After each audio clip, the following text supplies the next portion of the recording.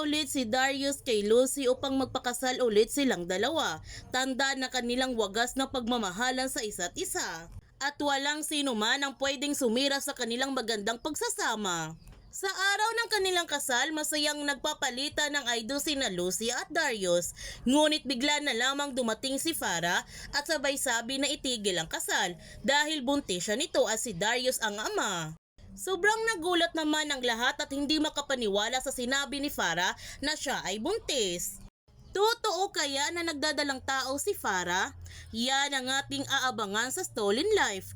Kung bago ka pa channel ko, don't forget to like, subscribe, and click notification bell para palagi kang updated sa mga videos in-upload ko. Thank you for watching and God bless to everyone!